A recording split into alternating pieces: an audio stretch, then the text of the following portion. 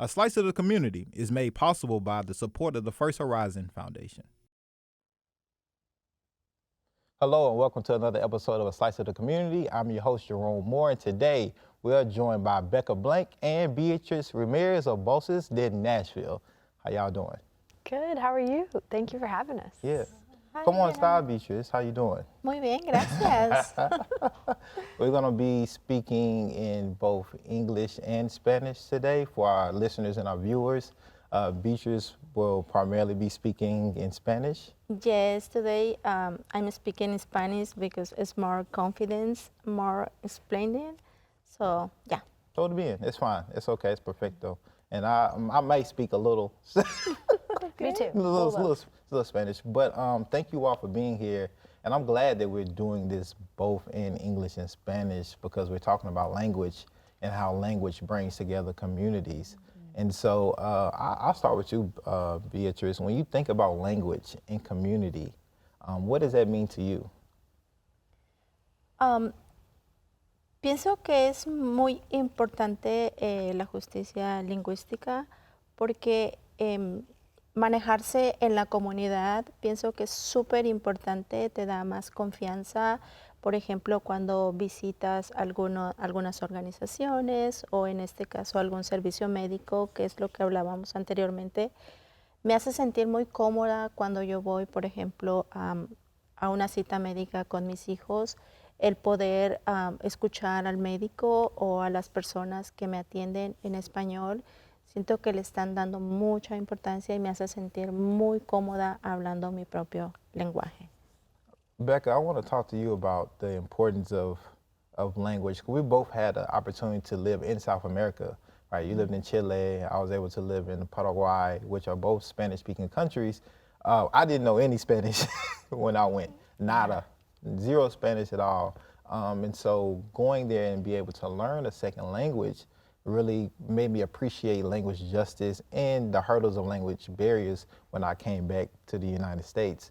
How was that for you in that kind of adoption of a new language going to Chile? And then did it make you appreciate second language speakers and those who are trying to learn English as they moved here to the United States? Yeah, definitely. I think as Beatriz mentioned, doing everyday things in a second language can be a real challenge. And so when there is access in your own language to get some support, it's really, really helpful. But when I lived in Chile in South America, I was living in a smaller town where there really wasn't a lot of English spoken. And it was very humbling to feel like nervous going to the grocery store or to be like in the passport office and trying to navigate giving them your information and feeling really insecure about it. And so it definitely gave me a lot of empathy for people here in my hometown that are speakers of other languages and trying to navigate all of our resources with our southern accents and everything added on. Right. Beatrice told me, slow down. Yes. Speak slowly. Beatrice, can you talk a little bit about your experience with language first arriving to the United States? And were people kind and patient with you when it came to speaking English, or were they dismissive? Like, oh, she doesn't know English, so I'm going to ignore her. The question is very long. I know, I'm sorry. Okay. Mi experiencia hablando con otras personas yo intento hablar inglés. I'm trying. But cuando intento explicarme más a profundidad es difícil. Siempre explicarnos en otro lenguaje puede ser difícil. Y sí he encontrado personas con las que he tenido oportunidad de practicar mi español y ellos mi inglés y ellos practicar su español conmigo. Entonces, una frase que me encanta decirle a mis estudiantes es más despacio, por favor. Y es lo que nos da la confianza para poder seguir conversando con las demás personas. He encontrado personas que no tienen paciencia para escuchar pero creo que son más las que intentan hablar otro lenguaje. En ellas voy incluida yo a veces también. What for me, and maybe you can speak to this too, Becca. For me, when I was learning Spanish, I had a hard time because of my accent too. I think I had a hard time saying miércoles, Wednesday, in Spanish. It took me the longest. Is there a word for you, Becca, in Spanish that was just hard for you to get? And Beatrice, I wonder if there was a word for you in English that was just like más difícil, very difficult for you. We're gonna start with you, Becca. One that I like to talk to mention to students that was hard for me is the word terapeuta, which means therapist. Okay. And we use it in the school classes to talk about the different roles within a school building. And it just has so many vowels together, and the fact that you have to pronounce each vowel is definitely like, it feels like a mouth workout sometimes speaking Spanish. But it's made me enunciate more, period, which is really nice. For sure. Yeah. How about you, Beatrice? Son muchas, por ejemplo, como mencionabas los días, ¿no? Por ejemplo, Tuesday, Thursday, 15, es difícil a veces y es confuso, ¿no? Puedes confundir cuando están diciendo martes, cuando están diciendo jueves, o cuando están diciendo 15 y cuando están diciendo 50. Entonces, sí, y hay muchas que también, la pronunciación sobre todo, es difícil. The numbers and days. Sí. Becca, and Beatrice, as you know, Nashville is growing. It's very diverse. And I'm not sure the number of our Latinx population, but I know it's massive, right? We have a huge population of Latinx folks from different parts of Central America, South America, all over the world. How important is it now for Nashville and Nashvillians to understand the importance of maybe learning a second language like Spanish and what they can do for them to bridge community? I'll start with you, Rebecca, on that. Yeah, so I think Nashville, luckily, is already recognizing the importance. So we offer Spanish classes that anybody can come and take, and then we also go into different organizations and teach their staff. And the demand is crazy. We really haven't had to seek out clients or students because the demand is there. And so people recognize the importance, they're eager to learn, and that is just so cool to have people come in class and say, hey, my neighbor speaks Spanish, I really want to be able to connect with them.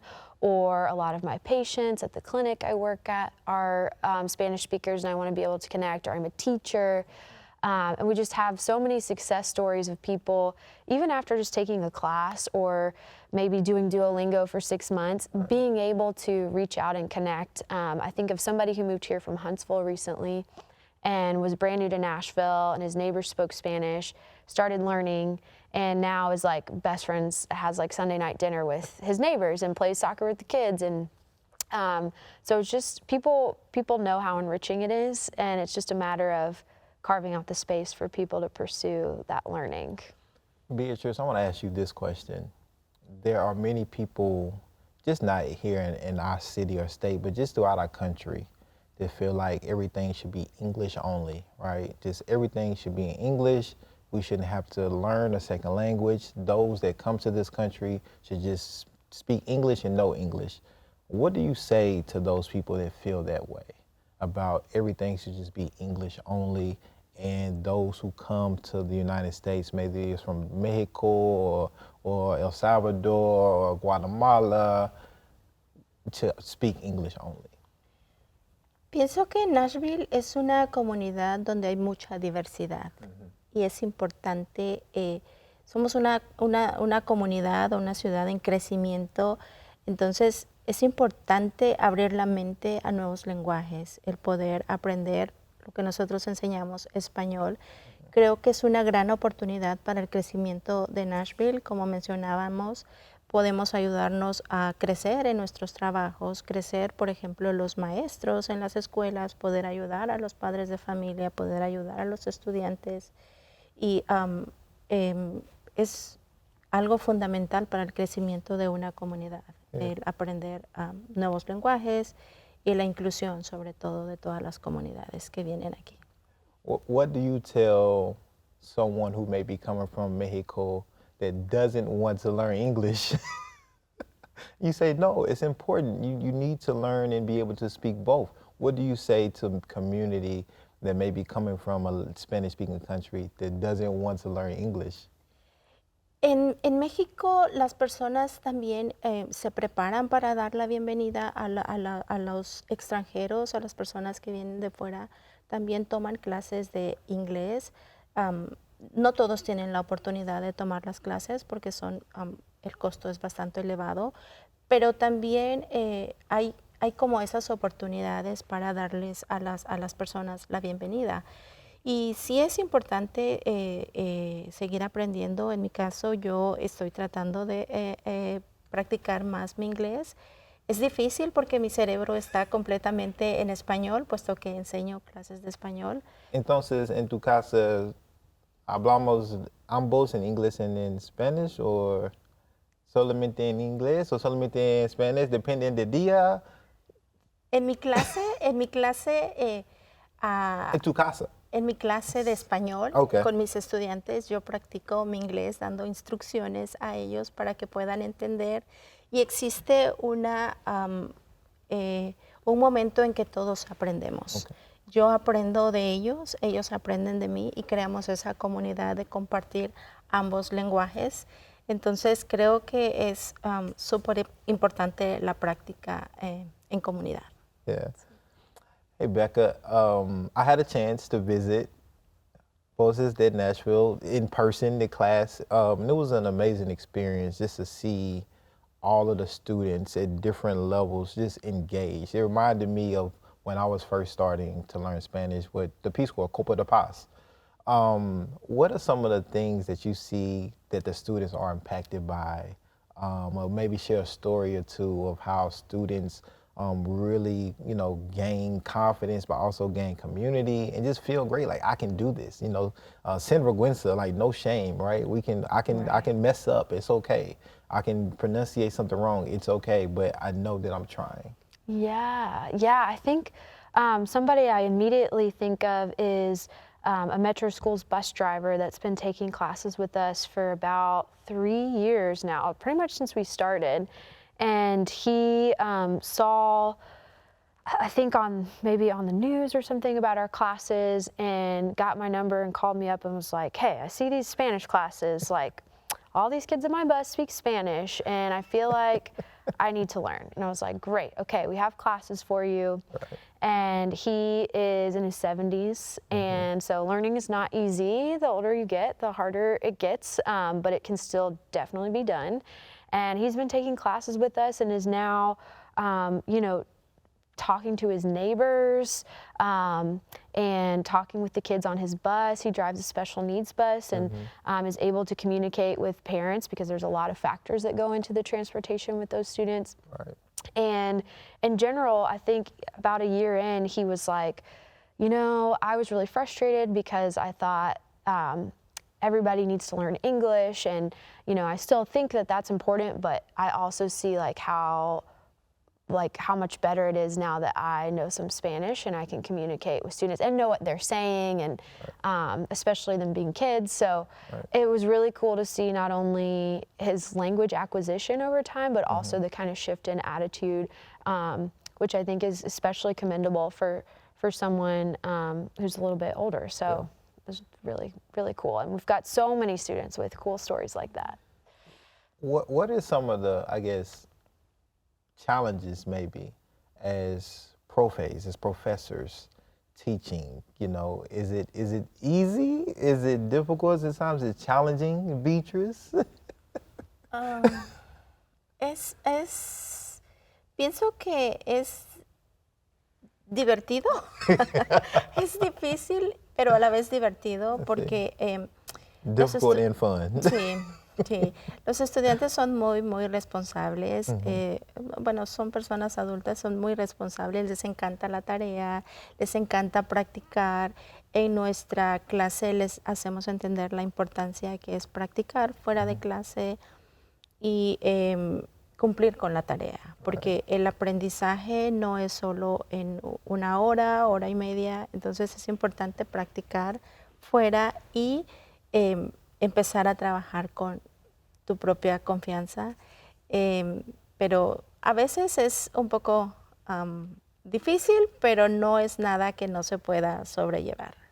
And like for you, Becca, being a native English speaker, teaching Spanish, like what are the people say, oh, you teaching me Spanish? Like, no, I want somebody from a Spanish-speaking country. Or do you get that? Or it's like, oh no, like, Yeah. as long as you can speak and comprehend, you can teach me. I'm willing to learn. Yeah, I think it's a little bit of both. So I'm the only non-native speaker on our team of teachers, and I'm very aware of that and constantly trying to learn from my colleagues like Beatriz the correct and most natural way to say things, because I may know how something's literally translated, but the way to really get the point across in the most natural way, I always will say, let me table that one for when I can ask Beatriz. And let me go pop over to her class real quick and ask, because I want to make sure people are getting the Spanish that they're hearing here in Nashville. You don't need to know Rosetta Stone, perfect grammar, Spain Spanish. We need to know how to communicate with our community.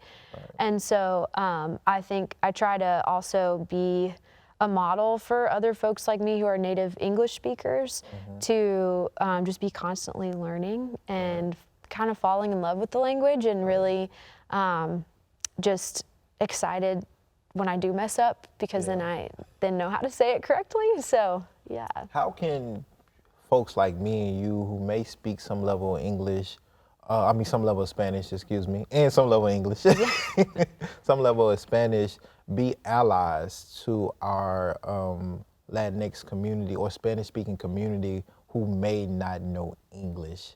And I think this is important to touch on, just the allyship and like how we can, again, show each other some grace as community, but importantly, what does that look like? What does that mean if I run into somebody, whether it's at the grocery store, whether I accidentally get rear-ended by somebody who doesn't speak English, but I have some language skills?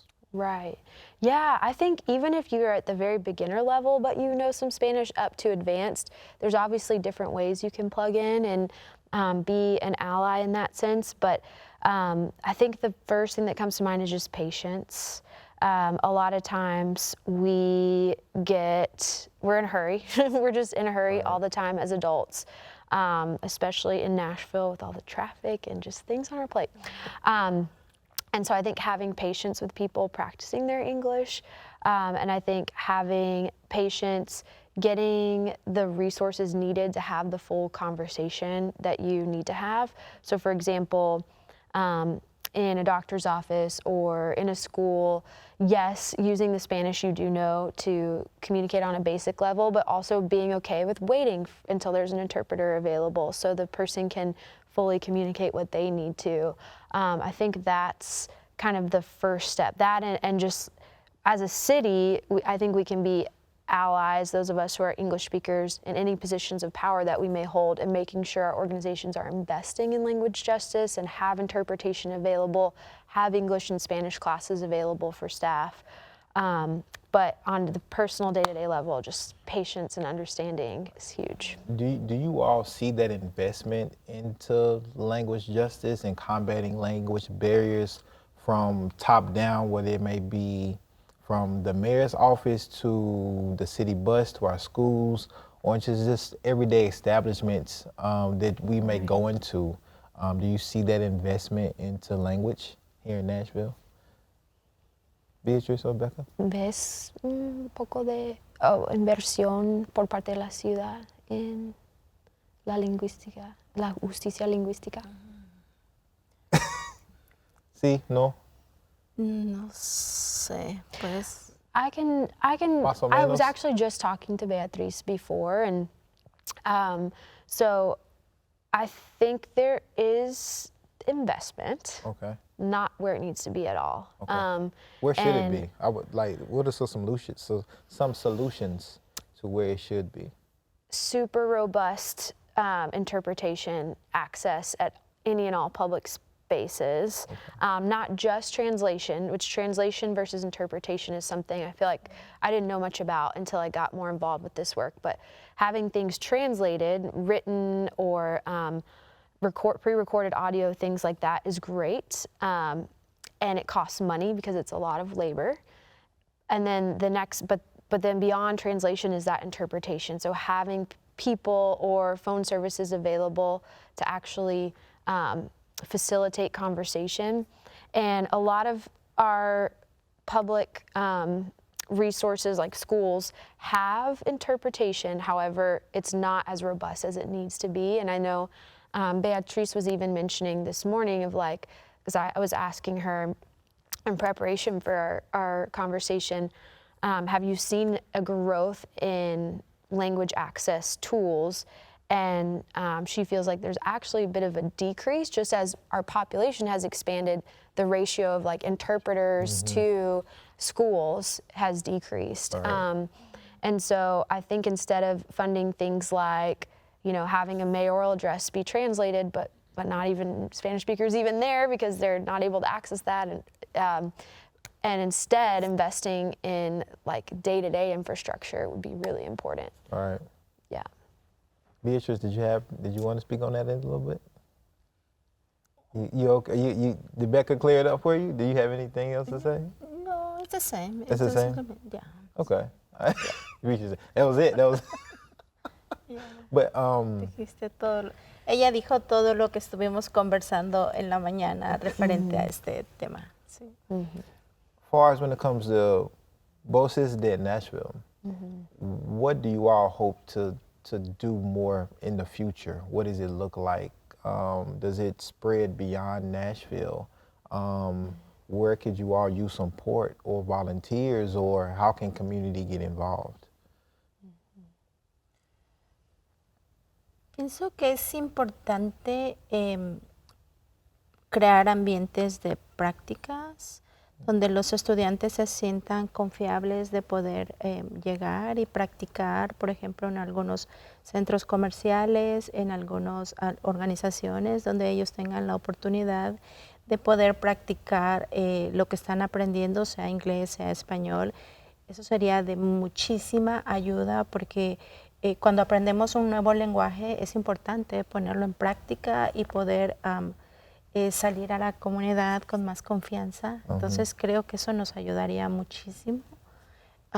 ¿Tienes algo más que agregar, Becca? Sí, yeah. So we are hoping to create some more programs where we can facilitate those practice spaces that Beatriz mentioned, which I'll elaborate on. But first, I also want to your point about expansion of like our classes.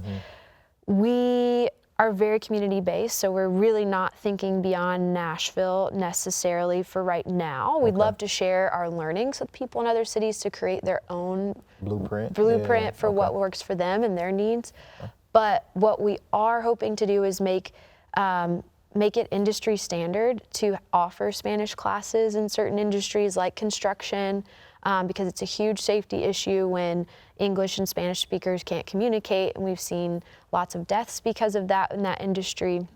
So it's not only just because like day-to-day helps with productivity and all of that, but it's literally a safety issue. Same with our buses. We started doing classes for bus drivers, which is really important, safety for kids on the bus, in schools, of course. And we'd love to make it industry standard in the medical field to offer Spanish classes to your professionals and offer English classes wherever possible as well.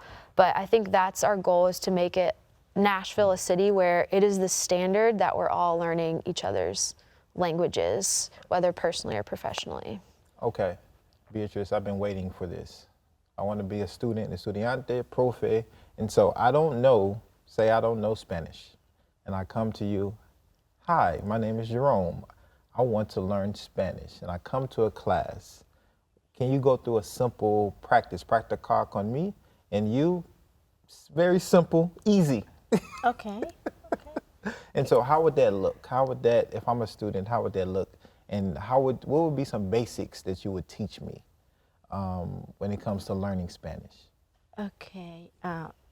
For example, this class is beginner 1. Yeah, beginner 1, 0. Okay, beginner 1, okay. Hola, ¿cómo estás? Hola, ¿cómo estás? Ajá. Can you respond, estoy bien, estoy más o menos, Okay. estoy muy bien. Estoy muy bien. Muy bien, ajá. ¿Cómo te llamas? ¿Cómo te llamas? Me llamo Jerome. But I don't know, so I'll be like, no sé. Then you tell me, you teach me. Ok. Cuando hablamos de beginner 1, podemos ayudar. What is your name? What is your name? Okay. My name is Jerome. Okay. Me llamo Jerome. Okay, nice to meet you. Mucho gusto. Nice to meet you. Mucho gusto. See, my Spanish is perfecto. That's the basics, right? As we close, I wanna give you all 10 seconds. 10 seconds. Anything you want to leave with our watchers and with our listeners? Yeah, I think real quick, the program that Beatriz was kind of elaborating on is something we'd love for people to be on the lookout for, which is we're going to start certifying businesses to become practice spaces. So Okay. think about your neighborhood like Mexican tienda. Hopefully we can train their staff to be welcoming to Spanish learners. So that's something to be on the lookout for. Well, thank you both. Thank you. Yeah. Mucho gracias. Gracias. And thank you all for watching at home to another episode of Slice of the Community. And we'll see y'all next time.